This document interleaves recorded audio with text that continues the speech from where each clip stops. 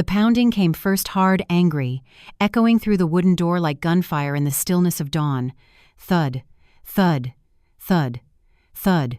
Then came her voice, that voice I had come to dread. "Open this door, Evelyn. You old deadweight, open it, or I swear I'll break it down." It was Tiffany, my daughter-in-law, the same woman who once hugged me on Christmas morning and called me Mom. Now she was pounding on the door of my own home as if I were a squatter trespassing on her territory. I sat motionless in the old floral armchair, the only piece of furniture I still dared to call mine. My hands trembled slightly around the cup of tea that had long gone cold. The clock on the wall ticked faintly, steady and cruel, measuring the seconds of my humiliation. Outside, her fists kept striking the door. Thud, thud, thud. Each hit made the frame shake, but the new locks held. I had changed them that very morning, quietly, without permission, without a word to anyone. For the first time in 2 years, I had done something for myself. "Evelyn, you can't do this!" Tiffany screamed. "This is property seizure. I'm calling the police." Property Zeitzer. The absurdity of it nearly made me laugh. The house she was shouting about was mine. I bought it in 1991 with the savings from 20 years of nursing shifts and the small inheritance my mother left me. I paid every tax, every repair, every light bill, and yet somehow, after my son Jamal married Tiffany, this place stopped feeling like mine. Slowly, quietly, it became theirs. I closed my eyes and listened to the pounding, to the muffled curses, to the neighbors' blinds quietly shifting as they peeked out. Shame burned in my chest, but beneath it something else stirred. Something sharper. Not fear. Not guilt. Clarity. 30 minutes later, I heard another engine pull up. I knew that sound. Jamal's car. My only son. The boy I raised alone after his father died in an accident, on a night too much like this one, humid and heavy with tension. I looked through the peephole and saw him step out, a crowbar glinting in his hand. My stomach twisted. He called out, calm but dangerous. "Mom, open the door. Let's not make this worse." That voice, measured, deliberate, was the same tone he used before every storm. I answered through the wood. "I'm not opening the door, Jamal. This is my house. You and Tiffany don't live here anymore." There was a silence so deep, I could hear the crickets outside. Then came the explosion. "Your house? We've lived here for 2 years. You can't just kick us out." Tiffany's voice rose, shrill, furious. "You'll regret this, Evelyn. Everyone will know what kind of mother you are." Her words bounced off the walls, sharp as broken glass. But they didn't cut me anymore. They only confirmed what I already knew: this was the day everything changed. I looked around the living room, at the photos still hanging on the wall. Jamal at 6 years old with missing front teeth. Jamal in his graduation gown. Jamal holding his newborn son. Each picture stabbed me with memories of love that had turned into something unrecognizable. In the corner, the packed boxes weighted documents, old quilts, letters from my late husband, proof that I had once lived a life that was mine. The house was quiet except for the door trembling under my son's fists. I whispered to myself, more a vow than a prayer. No more. Never again. Outside, Tiffany shouted for the neighbors, her voice a performance. "She's gone crazy, locked us out. We're her family and she's treating us like criminals." Family. That word used to mean safety, warmth, belonging. Now it sounded like a curse. I stood up slowly, every joint stiff from years of exhaustion that no doctor could diagnose. I walked to the window and saw Jamal pacing, gripping the crowbar tighter. Tiffany recording with her phone, crocodile tears glistening under the afternoon light. I knew the police would be here soon. I'd called them 15 minutes earlier. And when they arrived, they would see what 2 years of silence and submission had done to me. But they would also see something else. That tonight, for the first time, Evelyn Carter was taking her life back. The first time I realized my home was no longer mine didn't come with shouting or broken doors. It came with a sound. The faint clink of Tiffany's wine glass against my late husband's favorite dinnerware, the one I used to keep in a cabinet for special occasions. That night, I remember standing in the kitchen doorway watching her laugh, barefoot in my house, the overhead light soft against her perfect curls. Jamal sat beside her, smiling in a way I hadn't seen in years, carefree, young, in love. At first, that image warmed me. I thought, maybe this is what happiness looks like for him. But as days turned into months, that warmth began to cool. It started small. One evening, I found my knitting basket moved to the garage. "Oh, Mom," Tiffany said lightly. "It was cluttering the living room. You understand, right?" Her tone was sugary, but her eyes never met mine. Then came the curtains, the ones I had chosen with my husband decades ago, pale blue to match the Georgia sky. Tiffany replaced them with gray drapes, cold, heavy, modern. When I asked where she'd put the old ones, she smiled that polite, cutting smile. "I donated them. They were outdated." Each change was tiny, insignificant on its own, but together they stripped away the soul of my home piece by piece, like termites gnawing unseen. And Jamal, my son, my pride, didn't notice or didn't care. He had moved them in after their wedding, saying it was temporary. "Just until we save for a down payment," he'd said. That was 2 years ago. 2 years of Tiffany's perfume filling the halls, her laughter echoing in my bedroom, her rules replacing mine. My bedroom. The same one where I gave birth to Jamal, where I held him during fevers, where I said goodbye to my husband's coffin before they carried it out. Now it was theirs. I slept in the utility room barely 6 by 7 feet, smelling faintly of detergent and damp rags. I told myself it was fine. It was only for a while. But every morning I'd wake to the sound of Tiffany's heels clicking on my hardwood floors, and that lie would crack a little more. One Tuesday afternoon, the day everything started to shift, I was cleaning the kitchen, scrubbing the counter after cooking roasted chicken with sweet potatoes, Jamal's favorite dish since childhood. Tiffany came in, holding her plate like a queen handing scraps to a servant. She dropped it on the table with leftover bones and gravy still stuck to it. "Tomorrow," she said without looking at me, "wash the drapes in the master bedroom. And while you're at it, iron our clothes for the week. You don't do much all day, so might as well help." Her words froze me mid-motion. "You don't do much all day." I looked at my hands, swollen from arthritis, red from dish soap, the same hands that had once held her wedding bouquet when she walked down the aisle. I swallowed hard. "I have a doctor's appointment tomorrow, Tiffany. I can wash them the next day." She turned, her face carved from ice. "A doctor's appointment? And who's supposed to take you? We don't have time to chauffeur you around. Take the bus." The bus. 40 minutes each way, with my knees that ached every time it rained. Jamal came home moments later, cheerful at first, until Tiffany filled him in. "Mom's giving me attitude again," she said sweetly. He sighed, avoiding my eyes. "Mom, Tiffany's right. You can't expect us to drop everything for you. You're independent, you've always been. You can handle it." Independent. As if that word excused everything. That night I lay on the narrow cot in the utility room, staring at the cracked ceiling. I could hear them laughing in the living room, watching a movie I used to love. Their laughter floated down the hall, bright and careless, while I pressed a pillow over my ears to drown it out. For the first time, I didn't cry. I just lay there, perfectly still, and realized something deep inside me had gone silent. Maybe it was love. Maybe it was hope. The next morning, before the sun rose, I made a decision. Not a dramatic one, just a quiet, deliberate choice. I would no longer beg to belong in my own house. I would reclaim it. But first, I needed to learn how. The next morning was gray, the kind of Georgia morning that smelled faintly of rain and old magnolias. I left the house before dawn, slipping out quietly so Jamal and Tiffany wouldn't notice. My knees ached as I walked down the cracked sidewalk toward the bus stop. I hadn't ridden the city bus in years.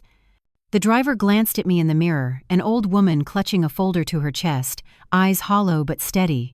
That folder held everything that was still mine: the deed to the house, utility bills, and one small photo of my husband smiling beside me in 1991, the day we signed the papers for our home. Back then, it was painted pale yellow, the color of morning sunlight. Now, even the walls seemed to belong to someone else.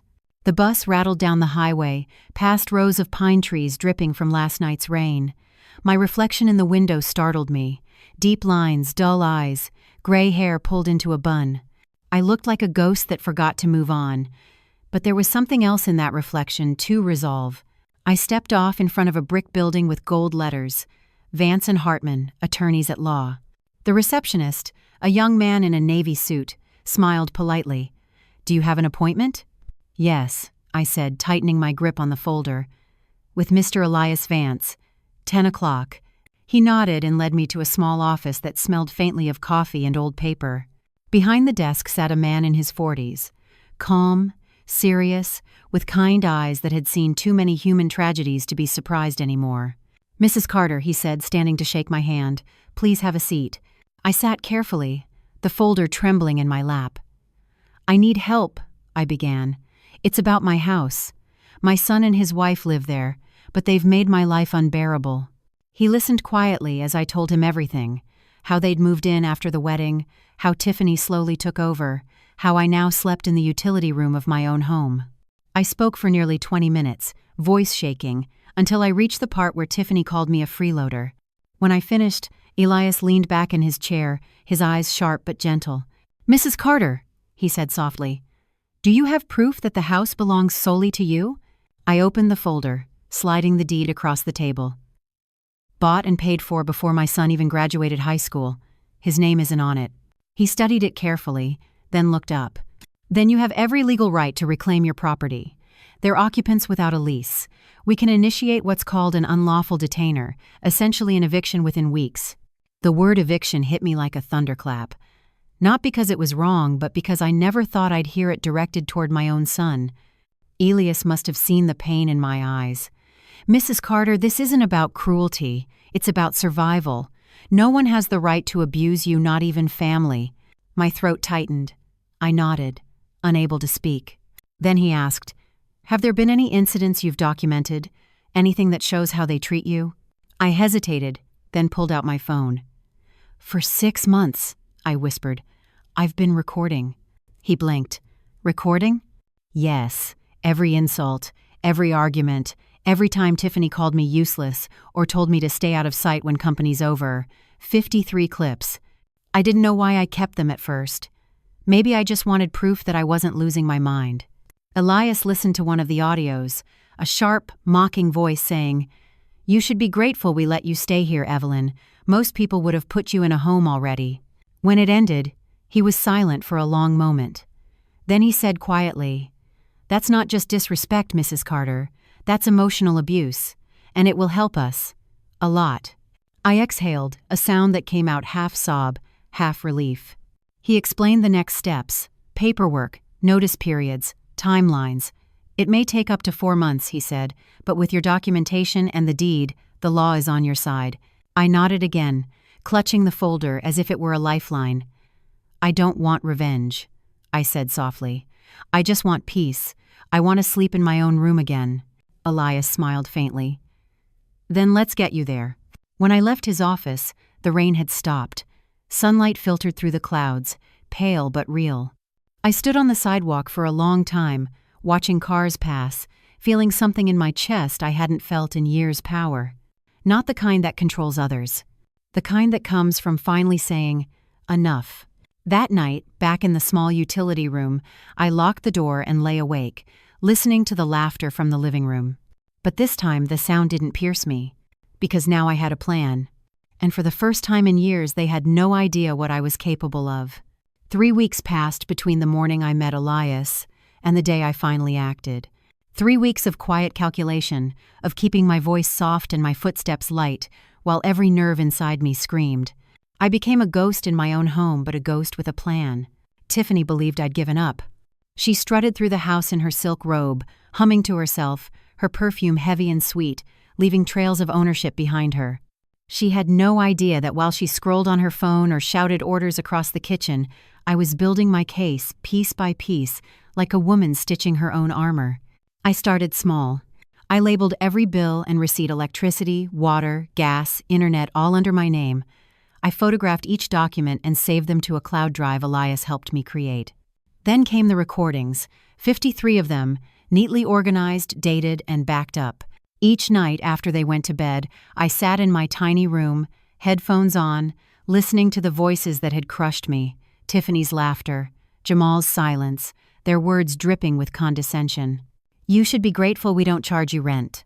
Can you not breathe so loud while we're watching TV? Maybe it's time we find you a retirement home." I didn't flinch anymore. I cataloged every insult like evidence in a trial I was destined to win. Then came the day I met the locksmith. A kind man named Harold, with kind eyes and a coffee-stained shirt. "Break-in problem, ma'am?" he asked as he unpacked his tools. I smiled faintly. Something like that. I asked for the strongest deadbolts he had reinforced, steel, double latch, anti-pick. Harold raised an eyebrow. Must be a rough neighborhood. I wanted to laugh. If only he knew. Instead, I said, just precaution. You can never be too careful. As he worked, the sound of metal against wood echoed through the house, each click, each twist, a declaration of reclaiming. By the time he left, I had new locks on every door, front, back, side. And for the first time in years, the house felt like mine again, if only for a few silent hours. But I knew the storm was coming. That evening, Tiffany returned from work, tossing her purse onto the counter. She turned the doorknob to the front porch and frowned. "Evelyn, why does this feel different?" My heart thudded once. Hard. "Oh, the old lock was rusty," I said evenly. "I had it replaced." She stared at me, suspicion narrowing her gaze. "Without asking?" "It's my house," I said quietly. "I don't need to ask." Her expression twisted, the mask slipping for just a second. "You're getting bold, huh?" Then she laughed, as if it were a joke. But her laughter didn't reach her eyes. That night, I packed my old documents in a box and hid it under my bed.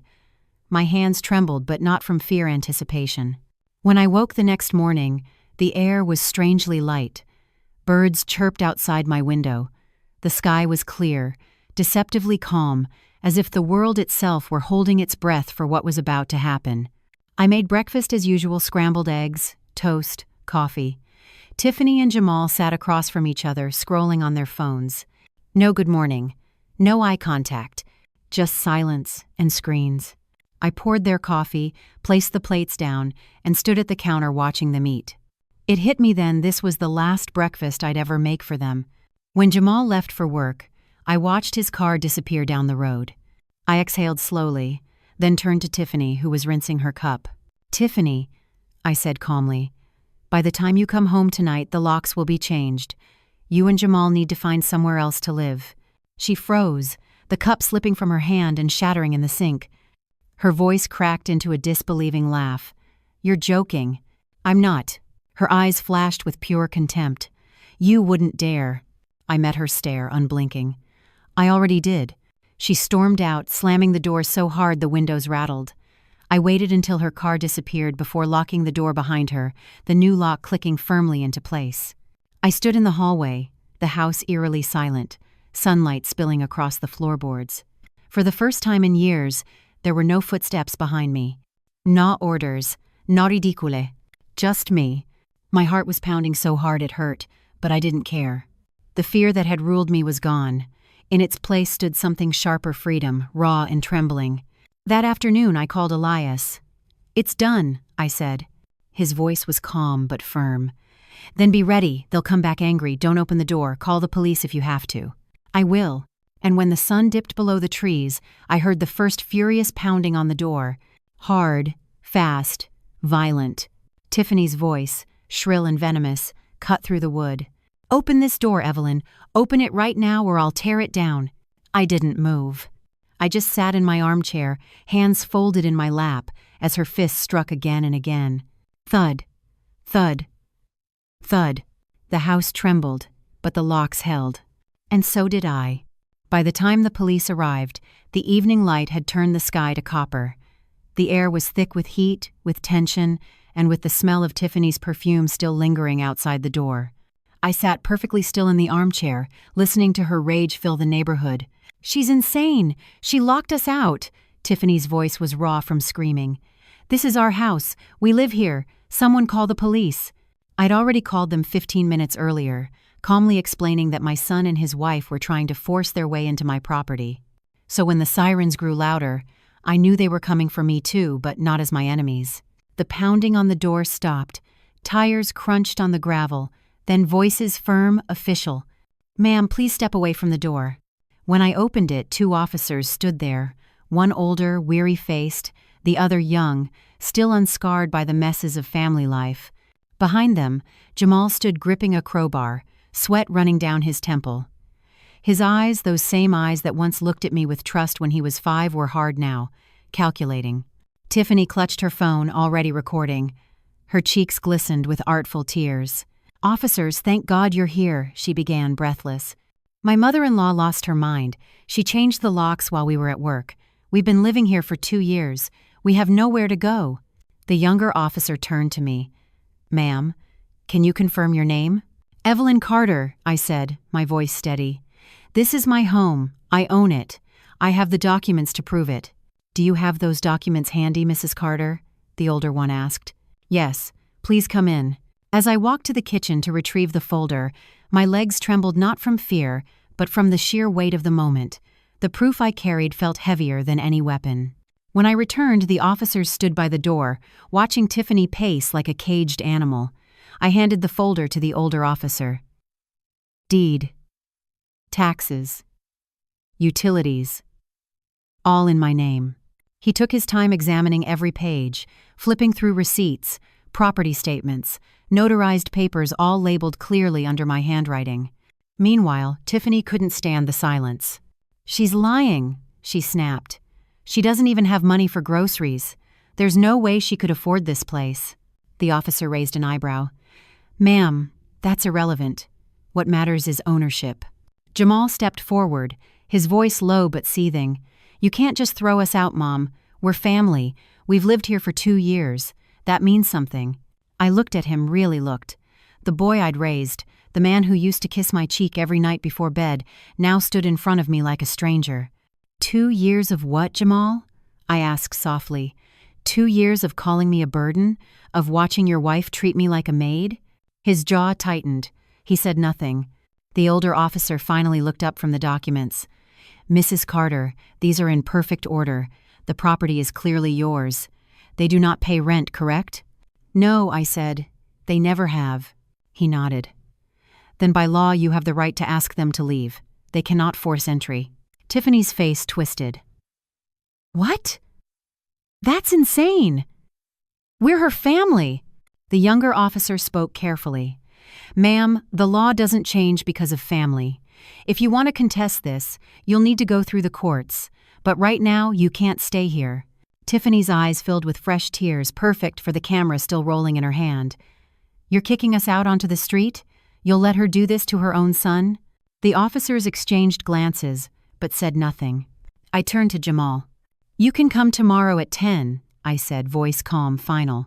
"With a police escort if you wish. Your clothes and belongings are packed and waiting. After that, you are no longer welcome here." Jamal's lips trembled, but his tone was pure venom. "You're going to regret this." I didn't flinch. "Maybe, but at least it will be my regret." The officers stepped between us as Tiffany's voice cracked into a scream. "You're heartless. Everyone's going to know what kind of monster you are. I'll ruin you, Evelyn. I swear it." The older officer sighed, guiding them toward the porch. "That's enough, ma'am. Please leave." As they stepped out, the younger one hesitated. He looked at me, pity in his eyes. "Are you sure about this, Mrs. Carter? He's your son." I met his gaze. "He stopped being my son the day he let someone else humiliate me in my own home." He nodded slowly, quietly. "Understood." When their car finally pulled away, the silence that followed was absolute. No shouting, no footsteps, no tension hanging in the air, only the faint hum of the refrigerator and the steady beating of my heart. I locked the door. The new deadbolt slid into place with a satisfying click. Then, for the first time in 2 years, I exhaled. The kind of exhale that feels like survival. By morning, the world already knew my name. When I turned on my phone, there were 1, 3, 2 missed calls and over 100 messages from numbers I didn't recognize. My heart sank before I even saw the reason. At the top of the screen, one message from my cousin Angela. "Evelyn, turn on Facebook now." I did. And there it was, Tiffany's video, posted 12 hours earlier, shared thousands of times. The thumbnail showed her face tear-streaked, red-eyed, holding Jamal's hand as if she were a widow mourning a tragedy. Her voice trembled in the opening seconds. "We never thought family could do this to you. My mother-in-law threw us out onto the street, in the middle of the night. No warning, no mercy, just locked doors and cold hearts." The video cut to a shaky clip, her filming herself outside my house, pointing at the front door. "She changed the locks, look at this. We lived here for 2 years, took care of her, paid for groceries, and now she's left us homeless." Then came Jamal's voice, soft and defeated. "I just don't understand how my own mother could do this to me." The comments flooded in beneath it like a rising tide of poison. "That old woman's cruel. How could a mother treat her son like that? People get cold-hearted when they're old." A few defended me, tiny voices lost in the noise. "There has to be another side to this. Something doesn't add up." But Tiffany replied to each one with false sweetness, twisting every word. "She's manipulative. We tried everything. We loved her, but she made our lives unbearable." And then came the headline. Local outlets picked it up within hours. "Elderly woman evicts her own son and daughter-in-law without warning." A photo of my house accompanied the story. My house. My name. My humiliation. I sat at the kitchen table, staring at the glowing screen, my hands trembling around my coffee cup. Outside, the mail truck rolled by. Somewhere down the street, a neighbor's door shut quietly, too quietly. They had seen it too. It was a strange kind of death to have your story ripped from your hands and rewritten by someone who despised you. Around noon, Angela called. "Evelyn, what the hell is going on? Is this true?" I swallowed hard. "No, but they're faster at lying than I am at telling the truth." "Then fight back," she said. "You can't let them destroy you like this." But how does a 65-year-old woman fight an internet mob? That evening, I called Elias. He'd already seen the video. "Don't panic," he said calmly. "Let them talk. Every word they say digs their own grave. Save everything, screenshots, comments, shares. We'll use it all." "They're ruining my name," I whispered. "They're ruining themselves. Trust me." So I waited. I watched. By the third day, Tiffany's video had 20,000 views. Local news anchors discussed it as if they were dissecting a crime. She gave interviews, clutching Jamal's hand like a trophy, crying on cue. She said I'd grown unstable, that I forgot conversations, that I was mentally declining. They weren't just painting me as cruel, they were painting me as senile. Each word dug into my chest like glass. I wanted to scream, but instead I wrote everything: dates, words, incidents. Every cruel sentence they'd thrown at me. Every humiliation I'd endured. 2 days later, the phone rang again, this time from a number I didn't know. A young woman's voice spoke, trembling. "Mrs. Carter? My name is Kesha. I work with Tiffany. I saw her video, and I know she's lying." I froze. "What did you say?" "She talks about you all the time at work," Kesha said quickly. "Calls you a burden. Says she's just waiting for you to die so they can have the house." The words hit me like cold water. But this time, I didn't cry. I reached for a pen. "Would you be willing to say that officially? To sign something?" There was silence. Then a sigh. "Yes, I'll do it." She's gone too far. By that evening, Kesha had come by the house nervous, glancing over her shoulder. She signed a statement Elias helped me draft, confirming every vile thing Tiffany had said about me at work. I thanked her quietly. She only nodded and said, "She'll get what's coming." When she left, I sat alone in the dim kitchen, staring at the document. For the first time since this nightmare began, I smiled. Not with joy, but with understanding. Let them perform. Let them lie. Let them build their tower of deceit as high as they can.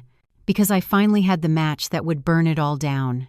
The day I decided to speak was a Thursday, warm, cloudless, and impossibly quiet. It felt like the kind of day meant for peace, not war. But that's the thing about battles. They never wait for good weather. I had spent nights listening to the lies multiply on Facebook, on TikTok, even on local television. Tiffany had become a martyr for the digital age, her crocodile tears captivating strangers who knew nothing of the truth. Jamal barely spoke in her interviews. He didn't have to. His silence painted him as the wounded son, caught between a cruel mother and a manipulative wife. I knew the narrative by heart.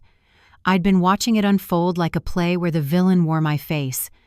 Elias called that morning. "It's time," he said simply. I didn't ask what he meant. I already knew. He came over with a small camera, a microphone, and the same calm look he always wore, the one that said, "We're doing this the right way." We set up in my living room, where the late afternoon light fell across the old couch and framed family photos on the wall. The irony wasn't lost on me. The ghosts of my family would now watch me reclaim my voice. "Speak from your heart," Elias said. "But stay factual, calm, Don't cry. The truth doesn't need tears to be powerful. I took a deep breath, sat upright, and looked straight into the lens. My name is Evelyn Carter, I began, my voice steady. I am 65 years old, and this is my side of the story. The words felt foreign at first, but then they began to flow slow, deliberate, honest. The house you see in those videos is mine. I bought it in 1991 with my own money. I have the deed. I have every receipt. My son Jamal never paid rent. He and his wife Tiffany lived here for free, while I paid all the utilities, electricity, water, gas, and internet on my $1,800 Social Security check. I lifted the papers into view. These are the receipts, all in my name. I paused, letting the camera catch the weight of silence before continuing. For 2 years, I lived in the utility room of my own home while they occupied the master bedroom. I cooked, cleaned, did their laundry, and was told I didn't do much all day. I looked straight at the camera then. Tiffany called me useless. She told me to stay out of sight when her friends visited. She said I was a burden, and my son let her. Elias gave me a small nod. I reached for my phone. But I don't need you to take my word for it. I have recordings. The first clip played. Tiffany's voice sharp and unmistakable. You should be thankful we let you stay here, Evelyn. Most people would have dumped you in a nursing home by now. Then Jamal's voice. Mom, stop exaggerating. You make everything dramatic. You're too old to handle life alone. The sound filled the room like a ghost finally speaking. I ended the playback and looked back at the camera. These recordings are real. I didn't edit them. I didn't twist them. They show exactly what I lived through 2 years of humiliation, silence, and abuse inside my own home. Elias whispered, "Perfect. Now finish it." So I did. If standing up for myself makes me a bad mother, then so be it. But I will no longer apologize for choosing peace over pain, because no one, family or not, has the right to make you feel like a stranger in your own home. When I stopped speaking, the silence was thick. Elias exhaled, slow and satisfied. That, he said, wasn't just a defense. That was a declaration. He uploaded the video at exactly 8 p.m. Within 30 minutes, it had 1,000 views. By midnight, 10,000. By morning, 50,000. The tide was turning. The comments began to shift. Those recordings say everything. That woman's not cruel, she's strong. Tiffany is the abuser here. Of course, not everyone believed me. Some called me a liar, said I'd fabricated everything. But I didn't need everyone. I only needed truth to be louder than noise. At 6 a.m., I got a message from Angela. Evelyn, it's everywhere. You changed everything. I opened the comment section again. For the first time in weeks, I didn't feel invisible. My story, my real story, was out there, and no one could twist it anymore. That morning, Tiffany posted her own response video. Her face was red, voice high-pitched, trembling with fury. She's lying. Those recordings are fake, edited. She's trying to ruin our lives. But people weren't buying it anymore. That's your voice, Tiffany. You sound guilty. You mocked her for being old. Now everyone knows. The mask she'd worn for years was cracking right there in front of thousands. When Elias called later that day, his tone was calm but victorious. She just handed us everything we need, he said. Defamation, emotional abuse, false claims, every video, every post, it's all evidence now. I looked around the quiet living room, the same room that once held my shame, and felt something I hadn't in years. Not joy. Not revenge. Justice. For a brief, fragile moment, I thought the truth might be enough. But lies are weeds, cut one down, and 3 more sprout overnight. 2 days after I posted my video, Tiffany returned to the internet with renewed fury. This time, her tone was no longer tearful, it was strategic. She sat before the camera with perfect lighting and soft piano music in the background, the kind that makes people lower their guard. Her face was calm, her makeup deliberate peach tones and faint shimmer, the look of a woman hurt but dignified. I never wanted to post again, she began, voice trembling just enough. But Evelyn's lies are destroying our lives. We've received hate, threats, and humiliation, all because she manipulated people with fake recordings. She needs help, not a camera. She paused, lowered her eyes, and whispered, My mother-in-law is sick. She's confused. She doesn't remember things. My husband and I have been trying to care for her, but she's mentally declining, and it's breaking our hearts. That word declining hit me like a blade twisting slow. She was playing a new card now, senility. By evening, her video had 100,000 views. People began to question again. Could it be true? Maybe the old lady's confused. Dementia makes people paranoid. The tide that had turned toward me was starting to slip back. When I called Elias, he didn't sound surprised. "I told you they'd go for credibility next," he said. "They can't argue with your proof, so they'll attack your mind. We need to move fast." "Fast how?" He hesitated. "You'll have to show evidence they can't twist. Medical evidence." The next morning I went to my physician, Dr. Latham, a man I'd known for 15 years. His eyebrows lifted as he read Tiffany's latest claim online. "Good Lord," he muttered. "She's saying you're senile?" "I need a full cognitive evaluation," I said. "Documented. Certified." He nodded. "You'll have it by tomorrow." When the results came in, they were clean. Perfect mental health, full cognitive function. Elias drafted a new statement for me, brief but devastating. "Don't fight with emotion this time," he said. "Use facts, clinical, cold facts. Truth wrapped in silence is more lethal than truth wrapped in anger." That night, I recorded my second video. No tears, no background music, just my face, steady under the living room light. "Tiffany says I'm sick. She says I'm confused. So, for the sake of transparency here," I held up the medical report to the camera, the doctor's seal glinting in gold. "This is my mental health evaluation, dated this week. No cognitive impairment, perfect memory, full awareness. I know exactly what happened in my house." Then I leaned forward, voice quiet but sharp as glass. "You want context for the recordings? Fine. I've uploaded all 53 of them unedited, in full to a public folder. You can listen for yourself, every insult, every threat, every humiliation. Decide who's confused." I ended the video with a single line. "I am not senile. I am simply done being silent." We uploaded it at 9 p.m. By midnight, the reaction was explosive. Viewers flooded to the folder, listening clip after clip, each one worse than the last. Tiffany calling me old baggage, Jamal mocking my age, their laughter at my expense. By dawn, the comments were volcanic. "That's her voice. No denying it." They tried to gaslight this poor woman. "She's not crazy, she's brilliant." The same outlets that had smeared me now demanded interviews. Evelyn Carter breaks her silence audio proof shocks viewers. Meanwhile, Tiffany's page imploded. She went live again, desperate, her composure gone. "It's all fake. Those audios are AI. She's framing us." But someone in the comments wrote, "Then why do you sound exactly like yourself when you say, 'dump her in a nursing home'?" The thread exploded, hundreds of voices, questioning, mocking, condemning.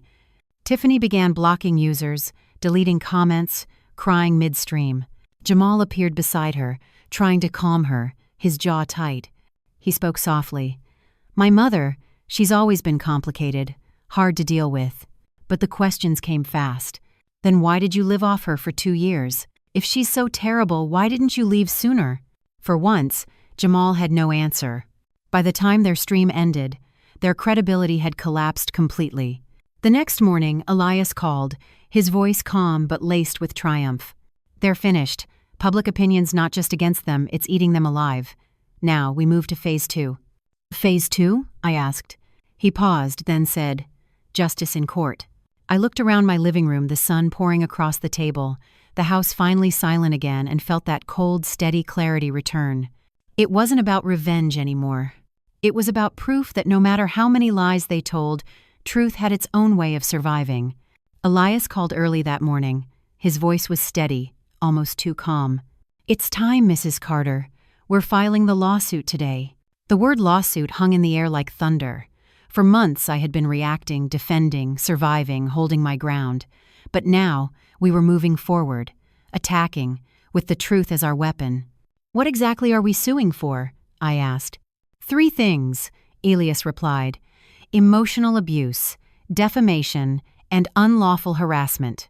They publicly accused you of mental instability, released false statements, and spread malicious lies. We'll file all evidence together, the videos, the audios, the witness statements. I pressed the phone closer. "Do you really think we'll win?" He didn't hesitate. "Mrs. Carter, I don't take cases I can't win." That confidence, calm and surgical, steadied me more than he knew. By noon, I'd signed the paperwork. My hand trembled slightly as I wrote my name, Evelyn Carter, on the final line. The letters looked sharp, deliberate, as if even the ink refused to shake anymore. Elias slid the documents into a folder. "They'll be served by the end of the week," he said. "Prepare yourself. Their reaction will be loud." Loud was an understatement. 3 days later, my doorbell rang. I opened it to find a young man in a navy jacket holding an envelope. "Delivery for Mrs. Carter," he said, handing me the papers before walking off. I didn't need to read the letterhead to know who it was from Tiffany Sterling and Jamal Carter. Their response to the lawsuit was a mixture of fury and fear, written in the cold, impersonal language of a lawyer who didn't believe his own argument. They claimed I had illegally evicted them, inflicted emotional trauma, and endangered an unborn child. My eyes stopped at that last line. Unborn child. For a long time, I couldn't breathe. Tiffany was pregnant. The world tilted slightly around me. My knees weakened, and I sat slowly in the armchair, the same chair where she once stood over me, demanding I iron her clothes. Pregnant. That meant a baby. My grandchild. I called Elias immediately. "She's pregnant," I said, my voice hollow. He didn't react. "I suspected she might use that. It doesn't change anything. But a child," I whispered. "An innocent one, yes, but pregnancy doesn't absolve abuse." His voice stayed calm, practical, lawyerly, but I could feel the empathy beneath it. "Evelyn, I need you to promise me something," he said. "No matter what emotional tactics they use in court, stay composed. Don't let compassion blur the truth. This is about justice, not vengeance." "I understand," I said quietly. But inside, something twisted painfully. The night before the hearing, I couldn't sleep. I lay awake staring at the ceiling, the faint hum of the refrigerator filling the silence. I thought of Jamal as a boy, his laugh, his scraped knees, how he used to beg me to tell bedtime stories about knights and dragons. I had fought monsters in those stories for him. Now, I was fighting him.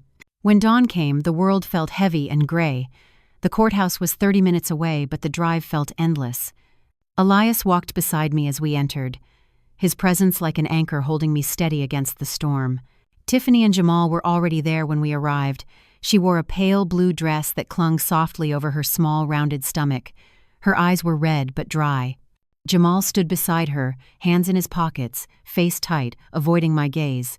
The judge, a woman in her 50s with silver hair and unreadable eyes, entered the courtroom.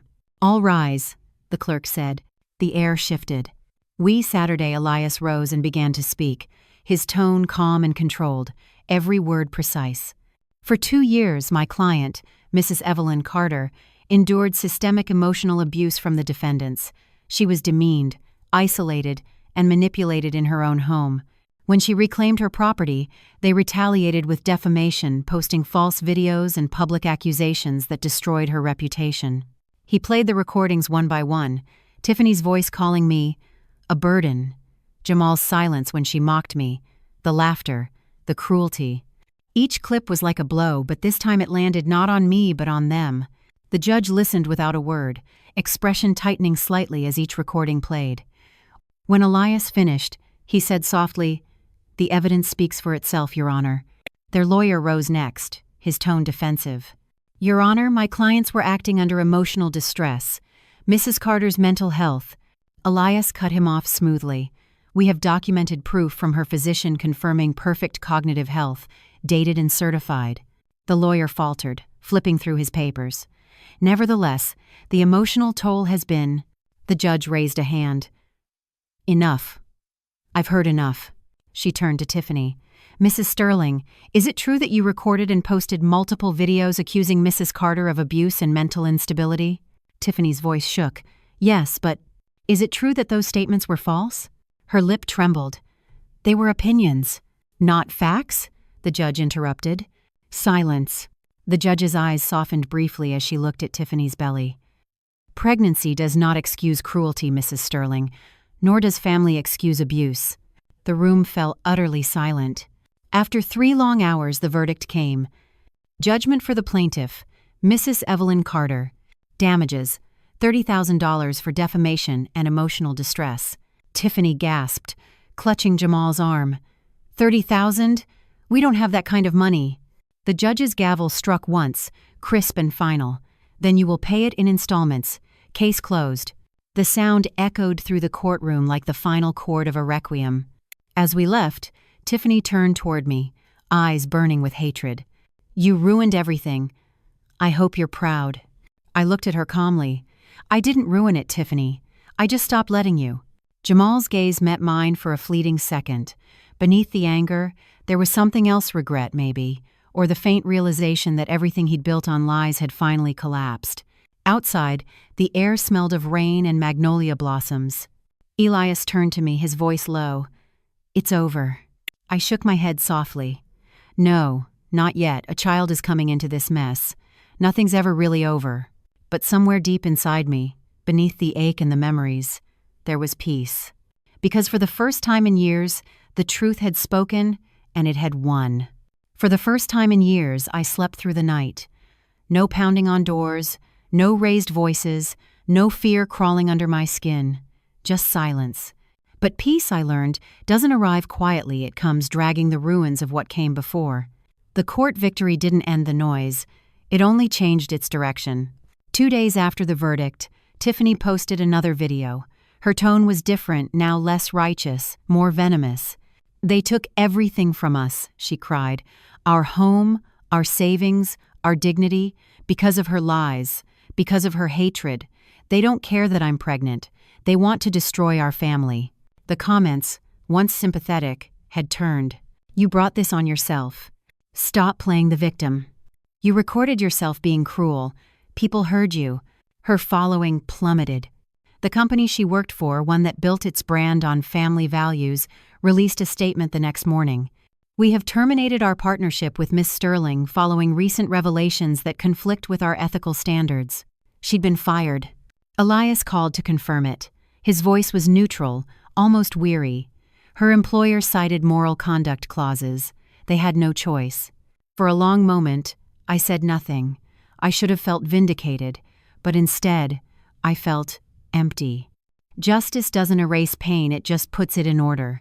Jamal's world unraveled just as quickly. His co-workers saw the videos, the recordings, the court outcome. Some stopped talking to him. Others simply looked at him differently. He sent me a text 3 days later.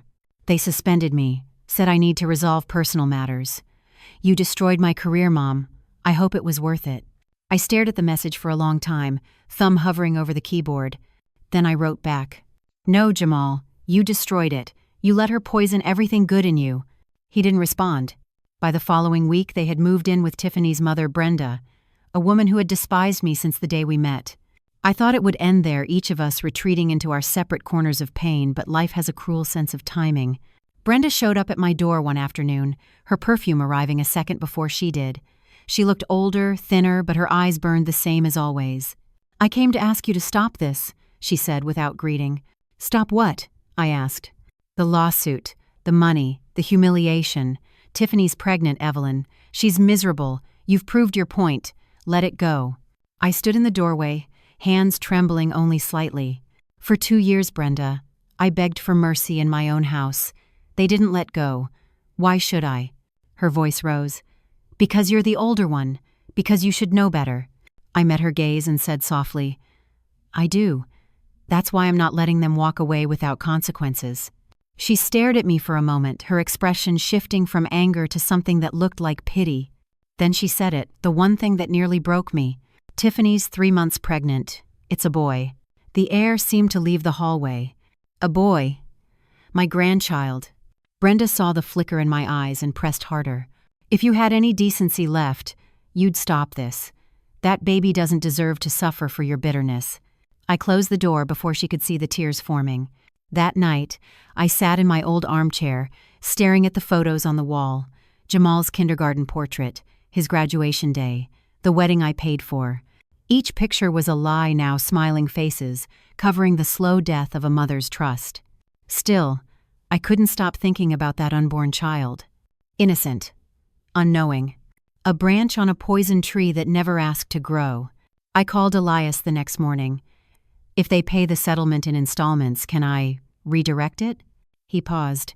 You can do whatever you want with it. Why? "I don't want their money for myself," I said. "I want to use it to help women like me, people who've been trapped, humiliated, silenced, maybe a shelter, something real." Elias was quiet for a moment, then said, "That would be poetic justice." And so I did.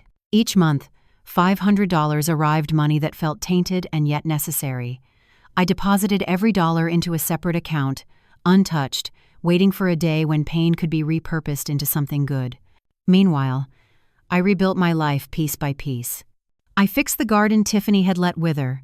I replaced the curtains she'd called outdated with soft blue ones that matched the morning light.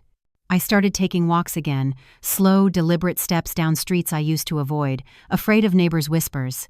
But now, when people looked at me, I saw something different. Respect, curiosity, and sometimes even admiration. The local paper ran a story titled "Evelyn Carter, the Woman Who Fought Back." It wasn't about scandal, it was about survival. I didn't respond to Jamal's occasional messages. Most were angry, defensive. Some were softer. "I'm sorry. You'll never forgive me, I know. I just wish you'd meet the baby when he's born." But I couldn't. Not yet. Because forgiveness, I had learned, isn't a door you open for others. It's one you rebuild for yourself, brick by brick, until one day you walk through it alone. And I wasn't ready to walk through that yet. It was a quiet Tuesday morning in late spring when the message came. Just one line, no greeting, no emotion. "She gave birth today. It's a boy. His name is Marcus." I read it 3 times before my hands began to shake. Marcus, my grandson. I sat there for a long while at the kitchen table, staring out the window where sunlight spilled across the garden. The wind moved through the old magnolia tree outside, the same one Jamal used to climb when he was small. The branches swayed gently, almost like a memory waving from a distance I could never cross again. I whispered the name under my breath, Marcus Carter. The sound of it hurt and soothed all at once. That night, I couldn't sleep. I lay in bed, eyes open, listening to the faint hum of the refrigerator and the soft creaks of the house settling around me. I had dreamed of becoming a grandmother once, rocking a baby in my arms, singing lullabies the way my mother had sung to Jamal. But dreams have a cruel way of returning when you least want them to. I wondered what he looked like. Did he have Jamal's deep brown eyes, my late husband's dimples, or maybe Tiffany's sharp, perfect smile, the same one she used to weaponize kindness? For days I tried not to think about it, but the mind doesn't obey the heart's orders. Every sound of a baby carriage on the street made my chest ache. Every giggle from the neighbor's toddler outside felt like a ghost whispering, "He exists, but not for you." Angela came to visit that weekend, bringing her usual warmth and the kind of quiet understanding only family can give. "You heard?" she asked gently. "Yes. Have you reached out?" I shook my head. I wouldn't know what to say. What could I possibly say that wouldn't reopen everything? Angela hesitated before speaking again. "He's innocent, Evelyn. None of what happened is his fault." "I know," I said softly, "but I can't separate him from the people who hurt me. Not yet." She squeezed my hand. "Then don't rush. Healing isn't mercy, it's timing." That night I went through old boxes I hadn't opened in years. Photographs, baby shoes, a hospital bracelet from the day Jamal was born. The ink on it had faded, but the memory hadn't. I remembered the smell of the hospital that morning, sterile, sharp, and filled with hope. The first time I held him, I thought my heart would burst from love. And now, the same boy who once slept on my chest had become a stranger who locked me out of my own life. Still, I couldn't hate him completely, because hate requires space, and all the space between us was already filled with something heavier, grief. A week later, another text came from Jamal. "He's healthy. 7 pounds, 6 ounce. Tiffany's fine." Then another, a few minutes later. "I thought you'd want to know." No photo, no invitation, just a statement, as if we were 2 polite strangers exchanging weather updates. I didn't reply. Not because I didn't care, but because words were too small for what I felt. Instead, I wrote a letter. Not to Jamal, not to Tiffany, to Marcus. I began simply, "My dear grandson, by the time you read this, you'll be old enough to understand that family is not always kind, but love still exists even when it's buried under years of silence. You were born into a storm that wasn't your fault. I don't know if we'll ever meet, but I want you to know this. Your grandmother loved you before she ever saw your face." I folded the letter carefully, sealed it in an envelope, and tucked it into the drawer of my bedside table. It wasn't forgiveness. It wasn't closure. It was simply truth soft, fragile, waiting. Months passed. I returned to my routines: gardening, volunteering at the church pantry, attending meetings at the shelter where I donated the lawsuit money. The shelter had named a small wing after me, the Evelyn Carter Room. It helped women escaping family abuse find housing and legal support. One afternoon, a young woman there handed me her newborn to hold while she signed papers. The baby stirred in my arms, soft and warm, smelling faintly of milk and powder. My throat closed. I smiled through the ache. "He's beautiful." The woman smiled back. "His name's Michael. I almost named him Marcus, but I thought that name sounded too serious." Marcus. That word again? Haunting, tender. When I went home that night, I cried. Not because I was sad, but because, for the first time, the tears didn't taste like bitterness. They tasted like memory. And maybe that was its own kind of healing. Summer came early that year. The Georgia air hung heavy and gold, thick with the hum of cicadas and the scent of honeysuckle creeping through the open windows. The house felt different now, quieter, almost sacred, but still full of ghosts. Every creak in the floorboards, every mark on the wall whispered fragments of the life I used to live here. There were mornings when I'd catch myself setting an extra plate at the table, out of habit, then stop halfway and laugh quietly at my own foolishness. It wasn't grief anymore. It was something softer. Recognition, maybe. This house had been my battlefield, and though I'd won, victory didn't always mean you stayed behind. Sometimes it meant you finally had the strength to leave. Elias came by one afternoon holding a folder. "They've completed the final payment," he said. $30,000, all settled. It's over." I looked at the papers and nodded. "Over," I repeated, as if saying the word could make it real.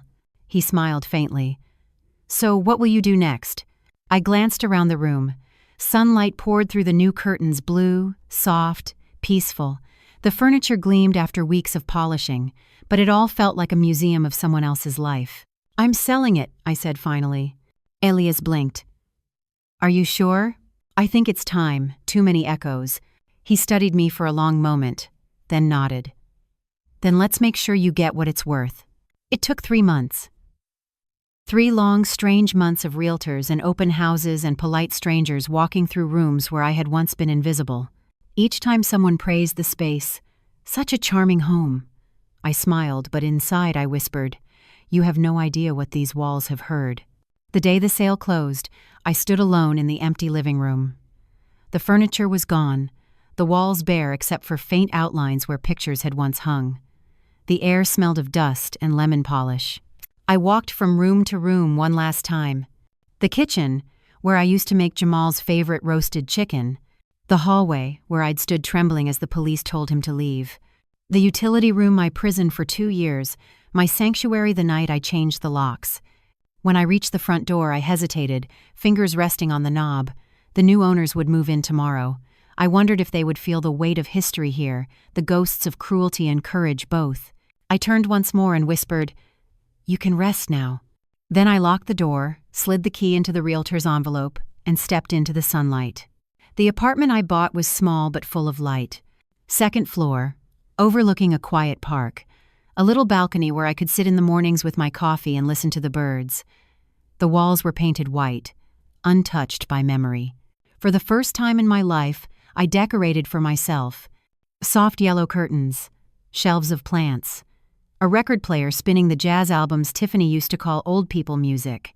I played them louder than ever. Angela visited often, bringing pie and stories from the neighborhood. Sometimes we'd laugh until our stomachs hurt. Other days we'd just sit in silence. 2 women who had seen enough of life to know that silence could be its own kind of prayer. The shelter grew too. The money from the settlement funded a new program, legal assistance for older women facing family exploitation. When they dedicated the new wing, the director insisted on naming it the Carter Center for Renewal. I almost refused. "It's not about me," I said, but she smiled. "It's about what you stood for." And maybe she was right. In the evenings, I started writing again. Not just letters, but memories, fragments of my story I wanted to keep alive. I didn't think of them as a book then, just reflections. But words have a way of becoming more than we intend. As I wrote, I realized something. I no longer wanted revenge or even understanding. What I wanted was connection. A way for other women to read my pain and see their own reflection, and to know that it's never too late to reclaim yourself. One night, after finishing a particularly heavy chapter, I walked out to the balcony. The park below shimmered under the streetlights, the laughter of children echoing faintly from somewhere nearby. For a moment, I let myself imagine Marcus among them, small feet, soft laughter, the way Jamal once sounded when the world was still kind. I closed my eyes and breathed. The air tasted clean. It was then I realized something that both hurt and healed all at once. I didn't need to live in that old house to remember who I was, because the house was never my home. I was. The apartment smelled of rain and freshly brewed coffee when it happened. A soft chime from my laptop, an email from a name I didn't recognize. Subject: Your story should be heard. At first, I thought it was another scam, someone pretending to care, offering empty praise. But when I opened it, I froze. Mrs. Carter, I came across a piece you wrote online, a short essay titled, "The Locks I Changed." I don't know if you remember submitting it to our community writing forum, but it's been shared over 10,000 times in 3 days. I'm an editor at Northlight Press. Have you ever considered publishing a memoir? For a moment, I couldn't breathe. I'd posted that essay weeks earlier, on a small blog for older women, just to let go of the words I'd been holding. I never imagined anyone beyond that little circle would care. The email ended with, "If you're open to it, I'd love to talk about turning your story into a book. Sincerely, Clara Martinez." I sat there, reading it over and over. The cursor blinked in the empty reply box, waiting. It took me an hour to type back. "Dear Miss Martinez, I'm honored and terrified, but yes, I'd like to talk." When we met on a video call the next day, Clara looked younger than I expected, early 30s, bright-eyed, fierce in that quiet way that reminded me of the women at the shelter. She said, "What you wrote isn't just your story, Mrs. Carter. It's a mirror. Every woman who reads it sees a part of herself." Her words shook me. For years, I'd lived believing my pain was small, private, almost embarrassing. To think it could help someone else, it felt like turning scars into light. We worked together for months. She guided, I remembered. Some days I wrote for hours. Other days I cried over the keyboard and wrote nothing at all. But slowly, the pages became a book. The Locks I Changed, a story of survival and self-respect. The title felt right. Simple. True. When it was published, I expected silence, maybe a few polite reviews, a handful of readers. Instead, it spread like wildfire, shared in forums, on podcasts, even on television. Emails poured in from strangers. "Your book helped me leave an abusive marriage. I finally told my daughter she couldn't talk to me that way anymore. You saved my life." Each message felt like a thread connecting me to women I'd never met but somehow already knew. Elias called one evening, sounding proud in his understated way. "I bought 3 copies," he said. "One for my wife, one for my daughter, and one for myself." I laughed. "You helped me write it more than you think." He paused, then said quietly, "You helped yourself, Evelyn." I just watched. Soon, invitations followed: community centers, book clubs, women's conferences. The first time I spoke publicly, my knees shook so badly I thought I might faint. But when I looked at the audience, rows of women with tired eyes and folded hands, I found my voice. "I am not here because I was brave," I said. "I am here because I was broken, and I decided to stop living that way." The room went silent. Then the applause came, not loud but deep, the kind that comes from recognition, not performance. Word of the book reached the local news, then national. They called me the woman who changed the locks in herself. I didn't care about fame.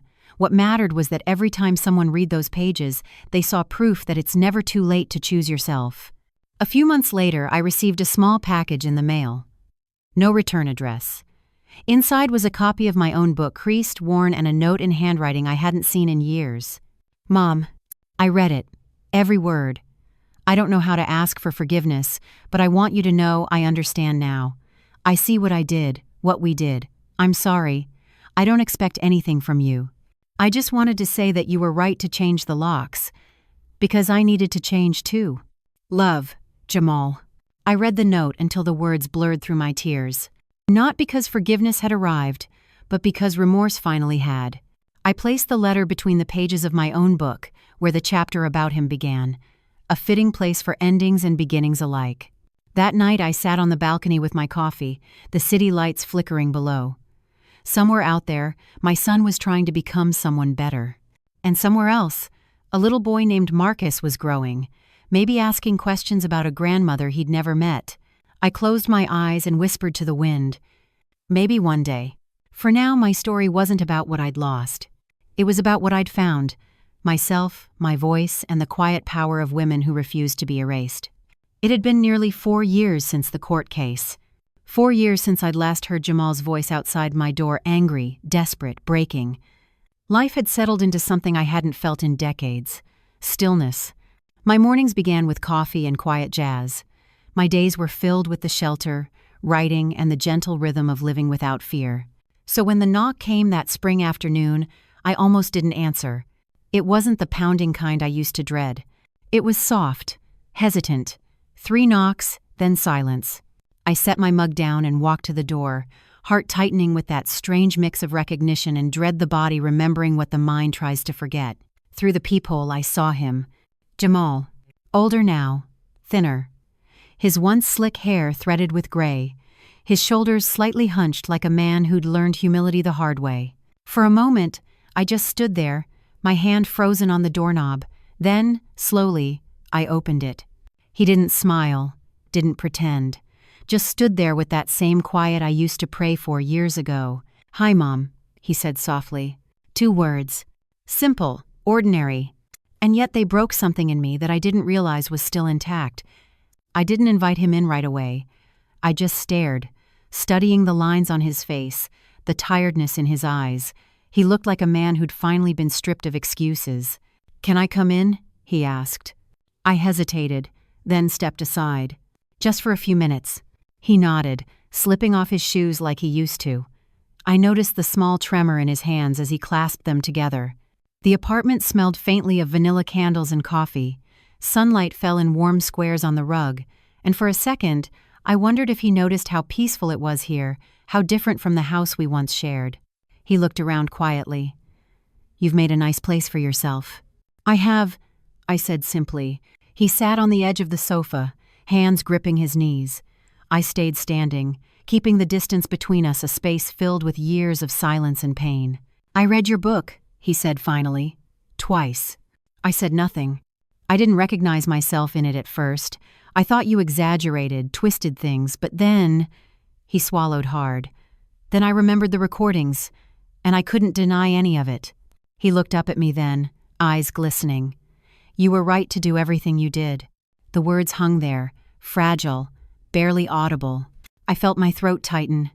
"It's too late for apologies, Jamal." "I know," he said quickly. "I didn't come for that, I just..." He stopped, searching for words that didn't sound rehearsed. "I came to tell you I understand now. I finally understand what it feels like to be invisible." I frowned. "What do you mean?" He exhaled shakily. "After the lawsuit, after Tiffany left, after everyone stopped answering my calls, I became the ghost you used to be. She took Marcus and moved out of state. She says I can't see him until I prove I've changed." He looked down, his voice breaking. "And I think she's right." I wanted to feel pity, to comfort him like a mother should. But part of me stayed cold, cautious. "She's doing to you what you both did to me," I said quietly. "Only difference is you have the choice to stop it." He nodded, tears slipping down his cheeks. "I know. I've been in therapy, trying to understand why I let it happen, why I became like her." "Because it was easier," I said. He looked up, startled. "Yes," he whispered, "because it was easier. And I'm sorry." Silence filled the room. Not heavy like before, just still, like the air between storms. He reached into his pocket and pulled out a small envelope. "I brought you something." Inside was a photo. A little boy with big brown eyes and a grin too wide for his face, holding a crayon drawing that said, "My family," in uneven letters. There were 3 stick figures, one tall man, one small boy, and one older woman with gray hair. "That's you," Jamal said softly. "He doesn't know your name. Tiffany told him his grandmother died, but he found your book in a bookstore. He saw the picture on the back cover, and he asked me why the woman in his drawing looked like her." I couldn't speak. My knees nearly gave out. "He wants to meet you," Jamal whispered. "He said he wants to meet the brave grandma." The words shattered me. For years I had built walls around that wound. Now one small boy's drawing cracked them all. "I don't know," I said finally. My voice came out brittle, uneven. "I don't know if I can." "I understand," he said. "Take your time. I'll wait." He stood up slowly, hesitated, then added quietly, "You don't have to forgive me, Mom. Just don't erase me completely." When the door closed behind him, I stood in silence, clutching the photo. The child's smile seemed to glow even in the fading light. And for the first time in years, I whispered not in anger but in longing. Maybe one day. That night, I placed the photo beside the letter I'd written to Marcus long ago, sealed and waiting. It felt like the universe was circling back not to reopen the wound, but to ask if I was ready to let it heal. I wasn't sure, but for the first time I wanted to try. The Saturday morning air carried the sweetness of spring, the kind that smells faintly of cut grass and promise. I arrived early 15 minutes, maybe 20, because I couldn't bear the thought of being late to something this fragile. The park was already alive. Children laughed near the swings, a dog chased a red ball, and the air hummed with life. I chose a bench near the fountain, the sound of water steadying my heartbeat. In my purse, I carried nothing but tissues and the small photograph Jamal had given me. Every few seconds I checked my watch. 2:57, 2:59, then 3. When I looked up, I saw them Tiffany and Marcus. She stood a few yards away, hesitant, hands on her son's shoulders. Time had changed her too. Her hair was shorter, her posture smaller. She looked thinner, not in vanity, but in spirit. Marcus, though he was sunlight. Dark curls, curious eyes, a boy made entirely of wonder. He looked at me with the open curiosity only children have, then turned to Tiffany. She nodded gently, whispering something I couldn't hear. He started walking toward me, small, careful steps, like each one was a question. I stood, unable to move, unable to breathe.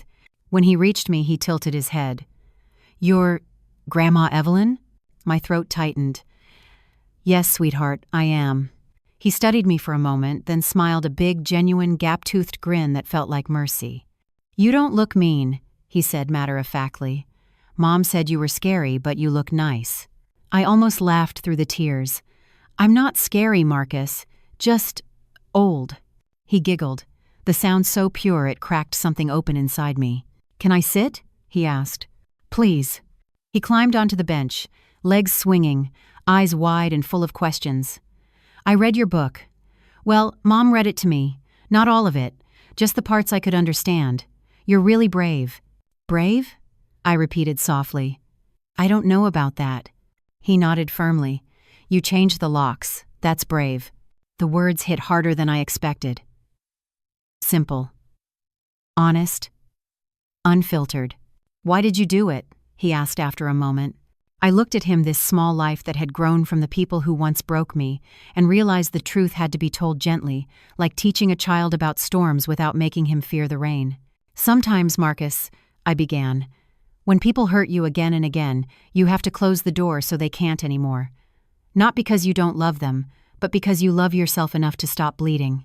He frowned, thinking deeply, then nodded as if it made perfect sense. We sat in silence for a while. He kicked at a pebble, then looked up suddenly. "Do you hate my mom?" The question struck like a match to dry paper.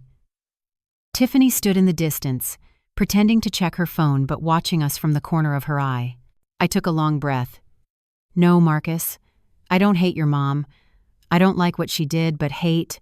No, hate makes you sick inside." He studied me carefully, then smiled again. "I'm glad. I don't like when people hate each other. It makes the air feel heavy." Wise, I thought, too wise for his age. After a while, he asked, "Can we draw something?" He pulled out crayons and a small pad from his backpack. Together, we drew the park, the trees, the fountain, the ducks in the pond. At the bottom of the page, he drew 2 stick figures, one tall, one small, holding hands. "That's you and me," he said proudly. "Grandma and Marcus." I blinked hard, fighting the tide rising behind my eyes. "It's beautiful." When Tiffany finally approached, her steps were slow, cautious. "It's time to go, Marcus," she said softly. He hugged me before I could react, small arms warm around my waist, the scent of crayons and soap clinging to him. "Can I see you again?" I looked at Tiffany. She hesitated, then nodded once. "We'll figure something out." As they walked away, Marcus turned and waved. "Bye, Grandma Evelyn." I waved back, my vision blurring. When they disappeared down the path, I sat on that bench for a long time, the drawing still in my hands. The sun was low now, the fountain glinting gold. A breeze passed, gentle and cool, and I heard my husband's voice in my head, the one he used to say whenever I doubted myself. "You did the right thing, Evie. You always do." I closed my eyes, pressed the drawing to my chest, and whispered to the wind, "I finally met him." And in that moment, the years of pain, silence, and loneliness folded into something new, something lighter. Not forgiveness. Not yet. But grace. We met once a month after that first afternoon in the park. Always somewhere open: museums, libraries, cafes with outdoor seating. Never at anyone's home, and never for too long. Boundaries, Elias reminded me, are not walls. They are fences you can see through. The first few visits were awkward.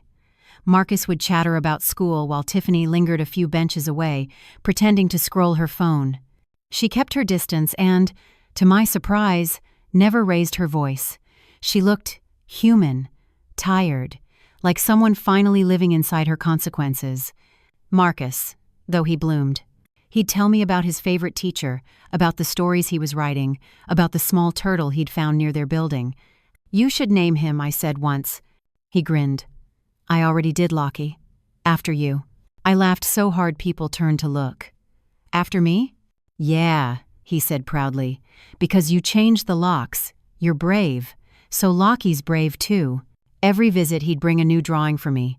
Us feeding ducks, us holding ice cream cones, us with halos above our heads because, he explained, grandma angels protect people even when they're not there. The drawings filled a folder I kept on my kitchen counter. They were my quiet evidence that love, once shattered, could regrow if handled gently. Tiffany never joined our conversations, but one day, while Marcus ran ahead to chase pigeons, she approached. Her face was pale, her voice low. I wanted to say, "Thank you." I looked at her, startled. "For what?" "For not hating me," she said simply. "You'd have every reason to." I didn't answer right away. The wind moved her hair, and for the first time she looked less like the woman who had screamed at my door and more like the frightened girl behind all that fury. "I don't hate you, Tiffany," I said finally, "but I can't forget either." She nodded. "I know. I'm in therapy, trying to unlearn the woman I became." Her honesty disarmed me. I didn't forgive her, not yet, but the sharpness of my anger dulled a little that day. As months passed, Marcus began calling me just Grandma, no hesitation, no Evelyn. Sometimes he'd run to me the moment he saw me, arms wide, shouting, "Grandma!" across the park. People would turn to smile, and every time he did it, something inside me healed a little more. One autumn afternoon he brought a school project, a family tree drawn in colored pencil. He pointed proudly at the top. "See? You're here, Grandma Evelyn. I told my teacher about you." "And what did you tell her?" I asked. "That you're the bravest person I know, because even when everything was broken, you made something good out of it." I looked at his little tree, the branches wide and strong, and felt tears prick the corners of my eyes. That's the best story anyone could tell about me. When winter came, the visits grew shorter. Tiffany's new job took more of her time, and Jamal called occasionally to arrange things. His voice was steadier now, grounded.